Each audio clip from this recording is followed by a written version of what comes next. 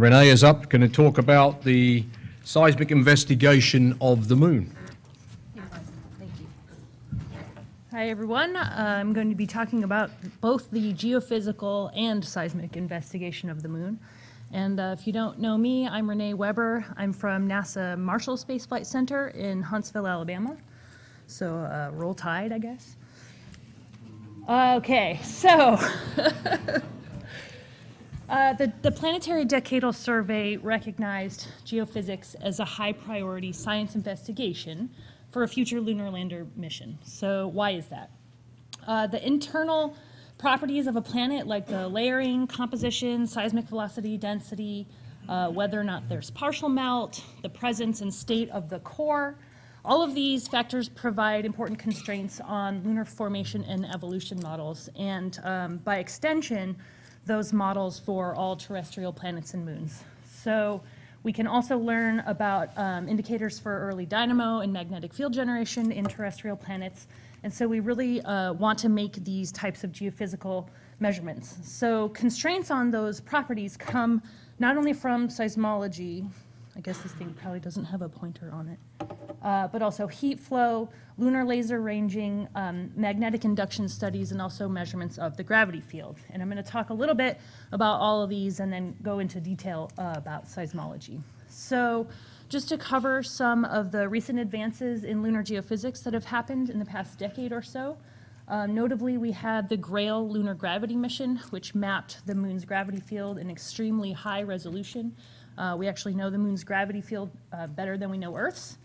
And this gave us very tight constraints on the shallow crustal structure, as well as some constraints on the deep interior. But I want to point out particularly for the crustal thickness measurements, which there's a map here, those are still tied to ground truth estimates of crustal thickness from Apollo seismic data.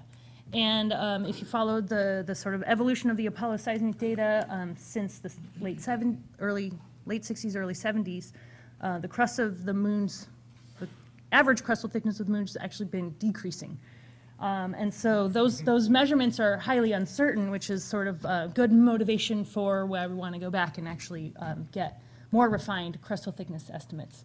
There have also been a lot of recent reanalysis of the Apollo seismic data, and some of that found evidence for core reflections, including the presence of a partial melt layer outside the liquid outer core. But there are some differing perspectives on whether that partial melt layer is required to satisfy all of the available geophysical constraints. So this is sort of set up for, justifying a return to make geophysical measurements. So why go back? So like I mentioned, the Apollo seismic data, Grail, as well as analysis of all of the other geophysical data that we have really revolutionized our understanding of the moon's interior and its formation and evolution. But like all areas of science, the more we know, the more we don't know, the more we find out we don't know. So we have a lot of questions remaining, not only regarding the amount and distribution of seismicity on the moon, but also the detailed structure of the crust, mantle, and core. And by detailed, I mean three-dimensional. So if you don't know the history of sort of different missions and concepts that have looked at going back to the moon with geophysical instruments, an interesting one was the International Lunar Network, which was a study commissioned by NASA. And over on the right, I've just kind of shown of the four main instruments: the seismometer, the heat flow, the electromagnetic sounding instrument, and the laser ranger laser retroreflector. As you go through sort of the baseline and descope down to the floor, the seismometer is actually able to address most of these, the most geophysical priority measurements. And so I'm going to focus on talking about that. If we were to go back to do a seismic mission on the moon, we would be able to make a lot of advancements over what was done in Apollo. Hopefully we would be able to deploy a wider aperture network, which gives you better moonquake locations, which helps you better constrain the interior structure. We would get hopefully far side coverage, and there's some constraints associated with that I'll talk about in a couple slides. Instrumentation has, of course, really gotten a lot better in the past 40 years.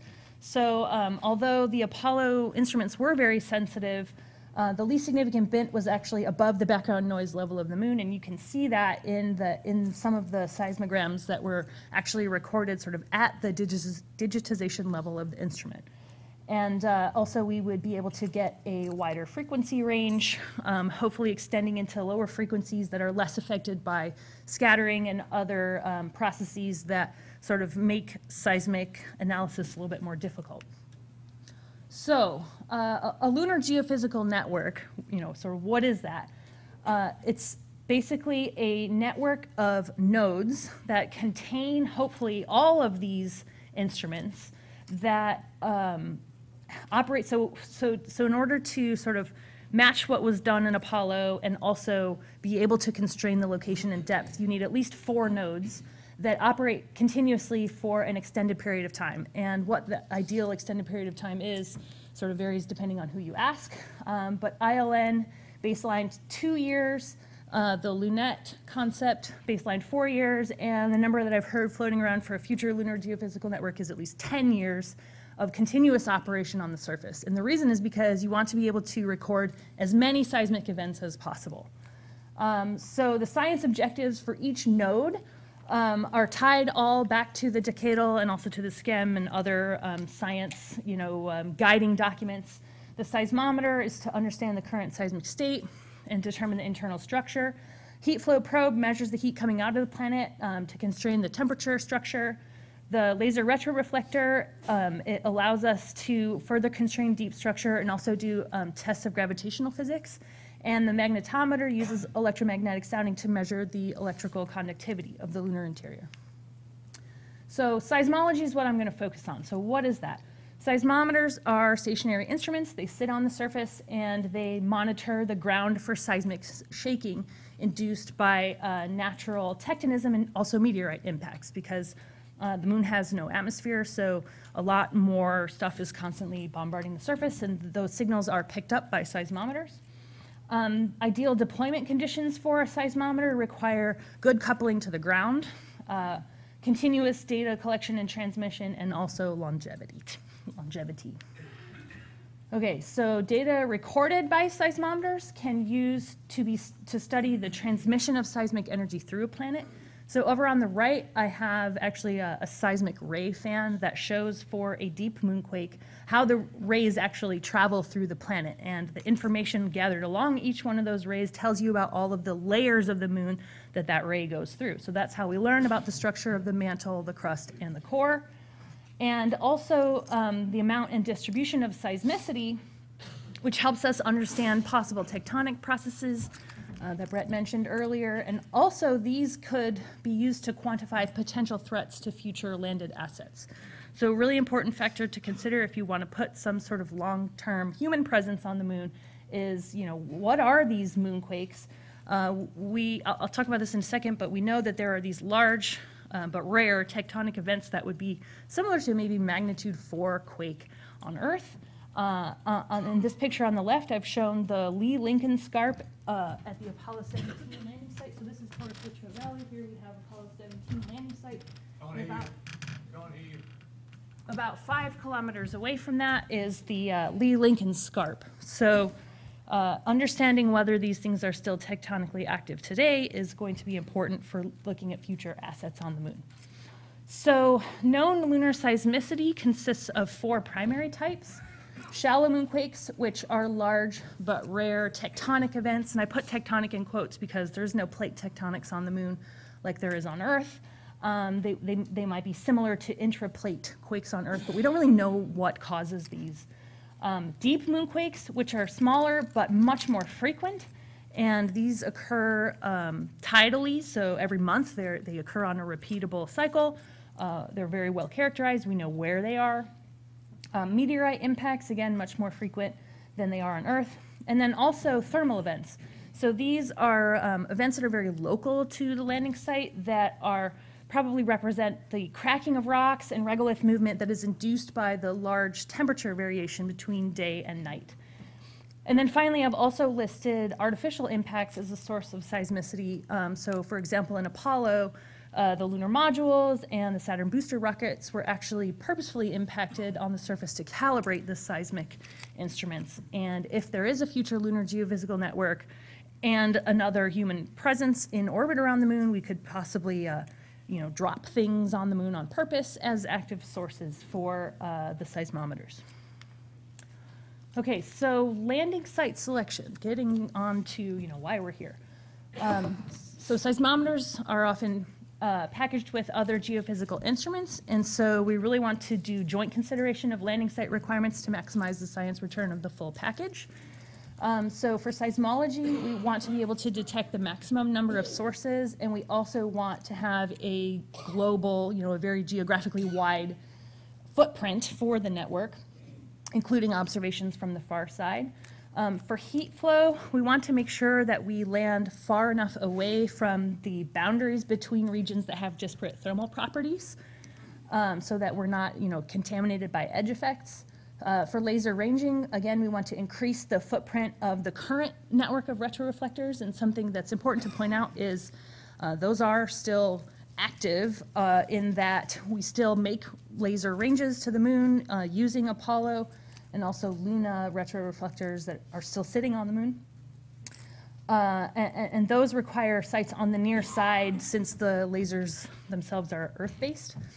And then for electromagnetic sounding, the sounding measurement doesn't require any specific location, but I do want to point out that looking at crustal magnetism and also plasma interaction with the surface would benefit from landing at one of the sites that we know to have a strong magnetic signature. And then there are also general site considerations, like we want to land in a place that's safe, so few boulders, low slopes, and if we're close to a low bait scarp, that would allow us to test those for ongoing seismicity. And I didn't include it in this talk, but there are maps of where all of those scarps are. So next I'm just going to talk about two different concepts that try to take all of those geophysical site constraints into account and put forward candidate landing sites. So on the right-hand side is the proposed sites for Lunette, which was a discovery mission that was a concept led by Clive, and taking into account wanting to land both interior and exterior to the PKT, which is a big heat-producing region, and landing in a site, sort of expanding the footprint of both the seismic array and the retroreflector array. So the red stars are showing the two candidate landing sites. And on the left-hand side, just to point out, the black dots are the deep moonquake nests, whose locations that we know. And the colored dots, the colored circles that correspond with the landing site. So for the southwestern landing site, we can actually see core phases from the quakes that are in the northeastern region, and there are a significant number of them. Less so for the site within the PKT, but this is of interest if you're specifically trying to constrain core properties. Second, the International Lunar Network suggested a total of 4 candidate landing sites, 2 for the anchor nodes, which were supposed to be the 2 that went down first, and then 2 for the sort of corresponding that were supposed to be internationally contributed nodes. And an interesting point here is that one of the things that those sites took into consideration was landing at the antipode or close to the antipode of one of the known far side clusters. So so let me just fast forward for 1 second and talk about, all of the seismic stations were on the near side. So on the right, I have shown a cross section of the moon. So all of the seismic, so the near side is on the top, the far side is on the bottom, so Earth is off that way. And we don't really know anything about the seismicity of the far side because of this. And so if we are able to land at the antipode of a nest that we do know was just beyond the limb of the moon on the far side, and place our nodes accordingly, we can measure both direct waves from that source as well as waves that are transmitted potentially through the core, which again is important for learning about core structure. And Landing on the far side also allows us to enable some observations to address some further things that are still unknown about the far side. Not just the seismicity, but also trying to address some of these global dichotomies that we know exist in the crustal thickness and in the presence of Mare volcanism and the related geochemical and thermal signatures. So there are also some synergy with geothermal measurements that could be made by a geophysical node. Again, landing inside and outside PKT.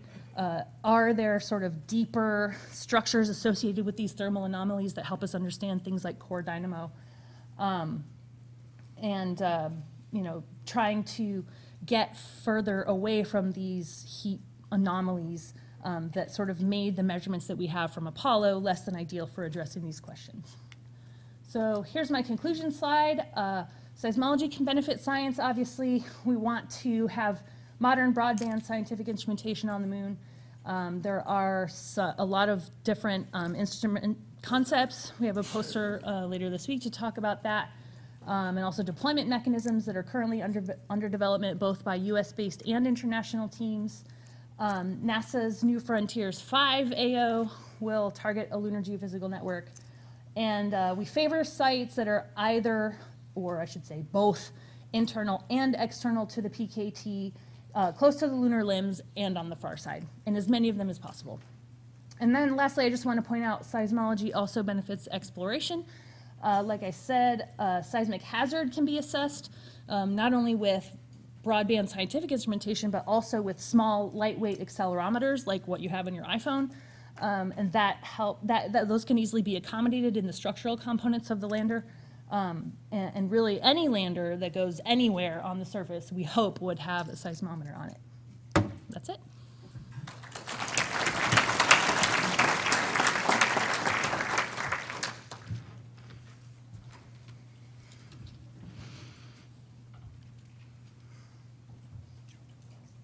So any lander, any location, I agree, you know, if we're starting to send things to the lunar surface, it'd be great to stick a seismometer on. Apologies, I didn't catch if you covered this. What is the lifetime with modern instruments? Like, if you're going to provide something to a lander, commercial lander, that's actually a short-lived lunar lander, do you have the is modern instrumentation such that the seismometer can live on alone, but then it would need its own communications capability as well?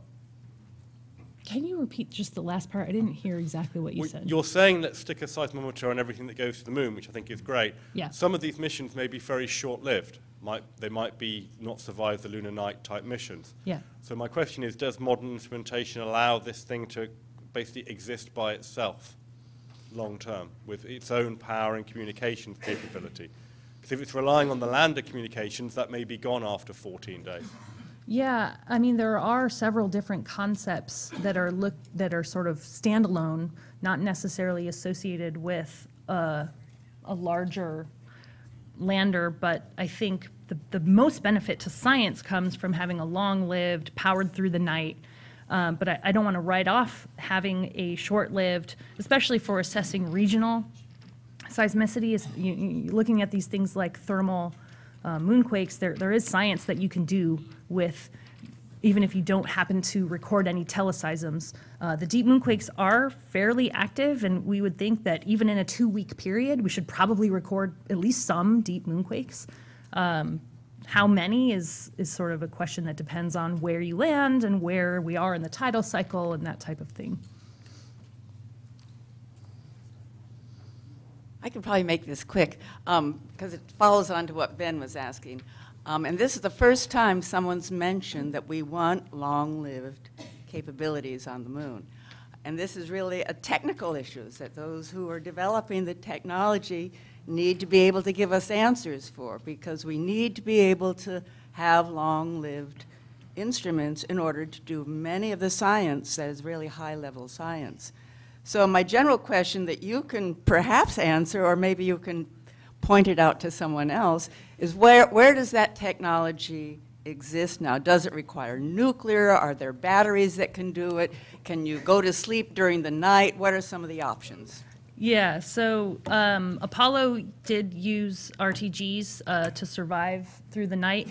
The International Lunar Network put forth two different sort of concepts, one of which used a Stirling engine, I believe, and one of which was solar powered.